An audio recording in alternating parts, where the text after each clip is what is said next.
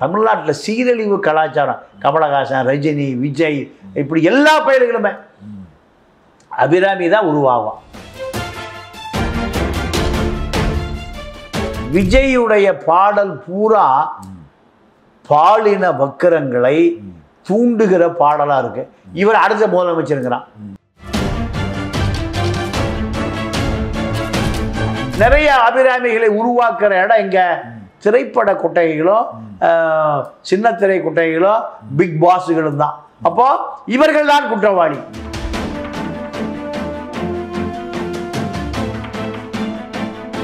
உடம்பு முழுக்க தெரிகிற இந்த உடை அணியக்கூடிய நடிகைகளை கூட்டிட்டு போய் கல்லூரியில மோட்டிவேஷன் ஸ்பீச் போட்டா அபிராமிகள் தானே உருவாவாங்க.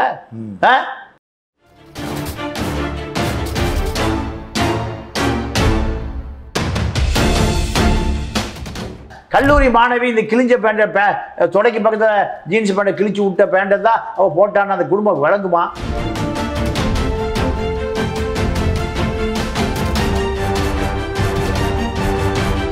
பிறந்த குழந்தை நாய் இழுத்துட்டு போகுது, பிறந்த குழந்தை முள் வேலிக்குள்ள கிடக்குது.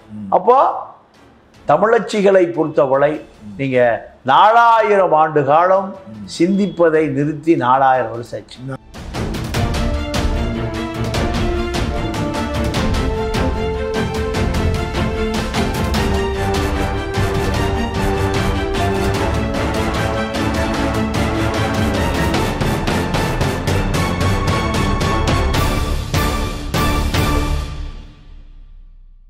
வணக்கம். வணக்கம். அபிராமியினுடைய காஞ்சிபுரம் மகிழா நீதிமன்றத்துடைய தீர்ப்பு, அதை பற்றி உங்களுடைய கருத்து? சாகும் வரை ஆயுள் தண்டனை என்பதை மாற்றி சாகும் வரை தூக்கு தண்டனை. சட்டம் மனிதர்களுக்காகத்தான் சட்டம் வகுக்கப்பட்டிருக்கிறதே தவிர விலங்குகளுக்கு சட்டம் கட்டுப்படுத்தாது. நான் அபிராமியை மனித பிறவியில் சேர்த்து கொள்ளவே இல்லை. அது ஒரு விலங்கு பிறவி. இது யார் சொல்றான்னா அபிராமியை பெற்ற பெற்றோர்களை சொல்றோம்.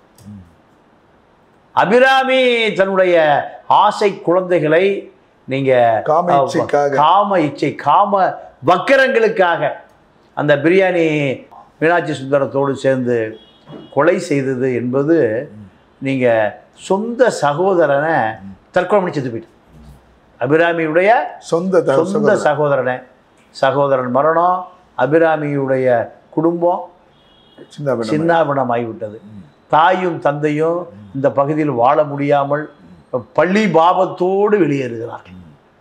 இப்போ அபிராமி சொல்றான், என்னுடைய வயதான தாயும் தந்தையும் காப்பாற்றணும். தாயும் தந்தையும் மூஞ்சி இந்த அபிராமியை பெற்றதுக்காக நாங்கள் மனித குலத்திடம் மன்றாடுகிறோம், மனித குலத்திடம் மன்னிப்பு கேட்கிறோன்னு அவங்க 2 பேரும் சொல்றாங்க. அப்போ அதே போல பிரியாணி மாஸ்டர் அந்த இளைஞன் அந்த மீனாட்சி சுந்தரம் இந்த குழந்தைகளை கடுமையாக சித்திரவதை பண்ணியிருக்கான். இவன் வருகிற பொழுது அந்த குழந்தை இவர்களுக்கு பாலியல் விளையாட்டு வக்கரங்களுக்கு இடையூறாக இருக்கிறது என்பதனால இந்த குழந்தை தாக்கப்பட்டிருக்கு. முதல் நாள் தாக்கப்பட்டு, 2ஆம் நாள் தாக்கப்பட்டு, பல முறை தாக்கப்பட்டிருக்கு. அப்போ மீனாட்சி சுந்தரமும் அபிராமி 2 பேரும் இந்த குழந்தைகளை நீங்க கடுமையாக தாக்கியிருக்காங்க.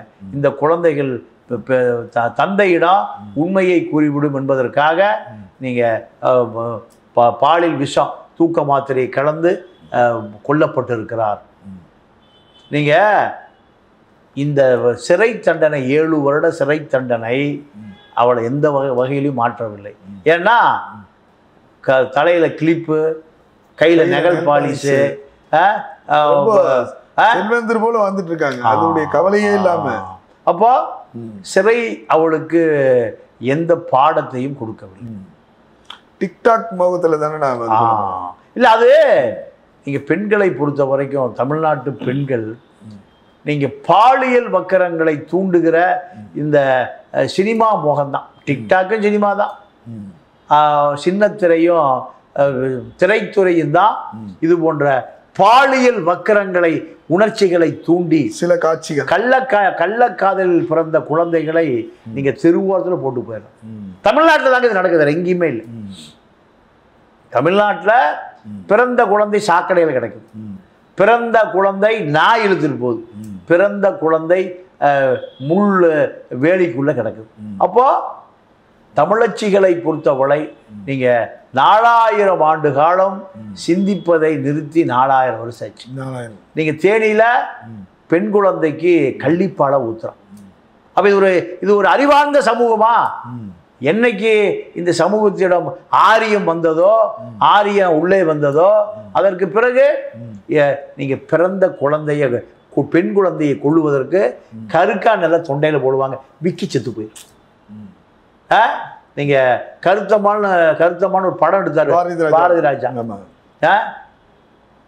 பிறந்த குழந்தைக்கு கள்ளிப்பாலை வாயில் ஊட்டுவது. இல்ல, அந்த சம்பவத்துக்கு பிறகுதான் வந்து முன்னாள் முதலமைச்சர் அம்மையார் அவர்கள் தொட்டில் குழந்தை திட்டம் இப்போ அதை நம்ம நினைக்க தோணுது.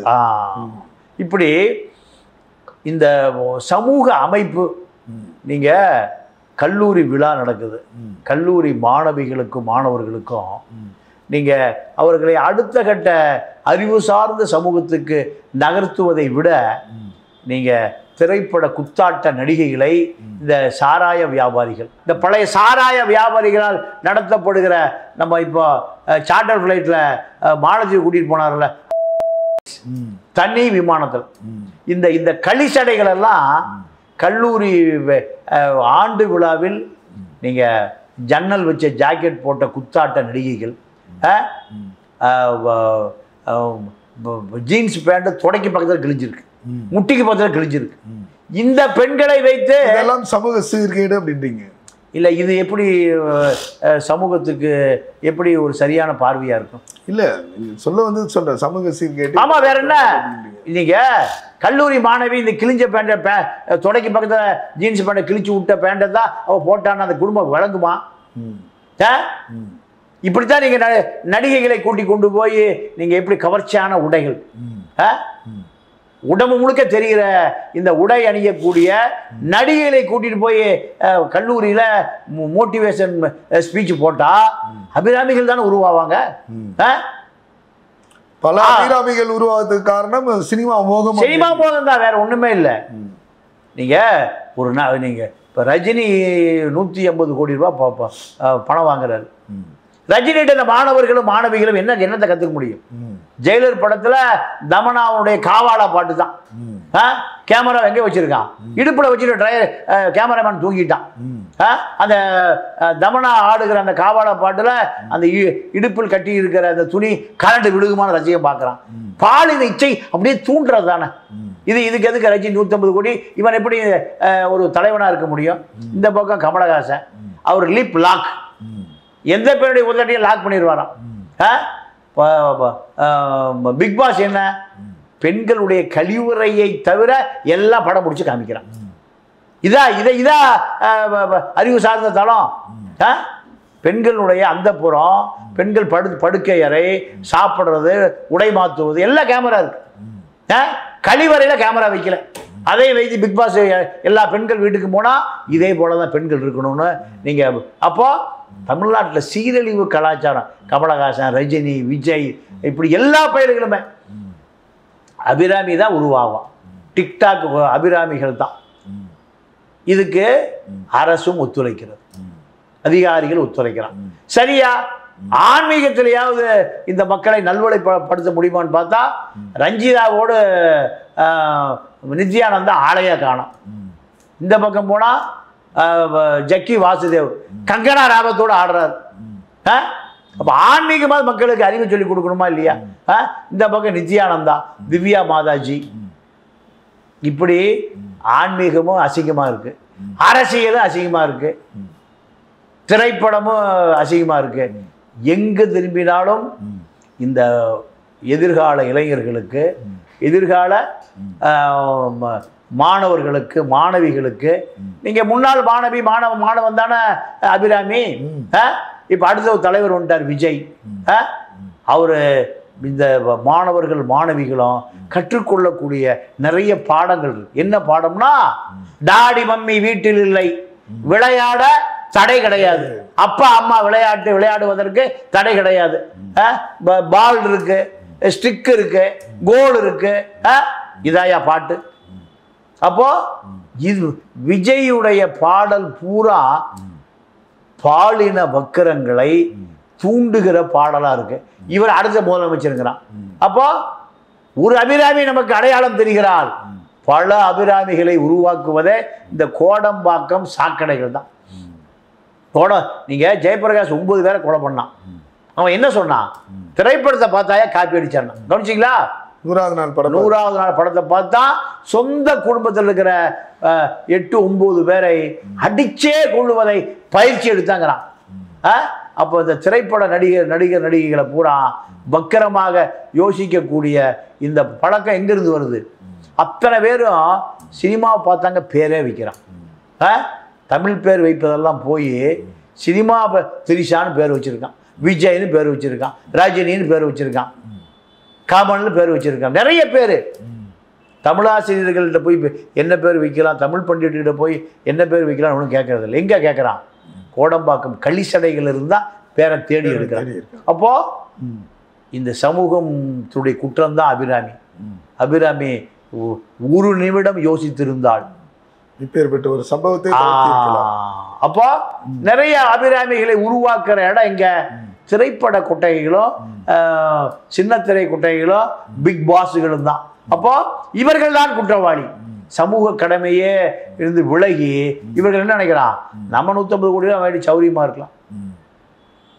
குற்றவாளிகள் உருவாக்குகிற இடம், உருவாக்கக்கூடிய இடம் எல்லாமே திரைப்பட களிசடைகள் தான், திரைப்பட கழிவறைகள் தான். சின்ன திரை, பிக் பாஸ் இதையெல்லாம் தடை செய்ய வேண்டும். தடை செய்தால் மட்டும்தான் கல்லூரிகளில் மாணவர்களுக்கு மாணவிகளுக்கு வகுப்பெடுப்பது வரலாற்று பேராசிரியர்கள், கல்வியாளர்கள், பேராசிரியர்கள், ஓய்வு பெற்ற நீதிபதிகள், மூத்த பத்திரிகையாளர்கள் தான் அங்கே கிளாஸ் எடுக்கணும். ஆனால் சாராயம் விற்கிற என்ன பண்ணுறான்? ஜன்னல் வச்ச ஜாக்கெட் போட்ட தொடையை கிழித்து விட்டு டான்ஸ் ஆடுகிற நடிகைகளை 1 லட்ச ரூபா 2 லட்ச ரூபா கொடுத்து கூட்டிகிட்டு வந்து அவர்களுக்கு மோட்டிவேஷன் ஸ்பீச். என்ன அபிராமியை கூட டிக்டாக் போடுங்க, இதுதான். அப்போ இதெல்லாம் என்றைக்கு தடுக்கப்படுகிறதோ அன்றுதான் அபிராமிகள் வராமல் இந்த சமூகத்தில் தடுக்கப்படும். ஒட்டுமொத்த திரைப்படத்துறையை நம்ம குறை சொல்ல முடியாது. திரைப்படத்துறை மூலமாக வந்து நாட்டை ஆண்ட பல தலைவர்கள் வந்து உருவாக்கி கொடுத்துருக்காங்க. பல நல்ல கருத்துக்களையும் தானே திரைப்படம் மூலியமா நமக்கு தெரிவிச்சிருக்காங்க. அறிஞர் அண்ணாவா இருந்தாலும் சரி, கலைஞராக இருந்தாலும் சரி, புரட்சி தலைவராக இருந்தாலும் சரி, எல்லாமே சரி. திரைப்படத்துறையில் ஒரு சில செய்யக்கூடிய அந்த தவறுகள் தான் வந்து அபிராமிகள் உருவாகிறாங்க. நீங்க பதிவு பண்ணியிருக்கீங்க. நிச்சயமா உங்களுடைய கருத்து வந்து ஏற்றுக்கொள்ளப்படும்னா. நன்றி, வணக்கம். நன்றி, வணக்கம்.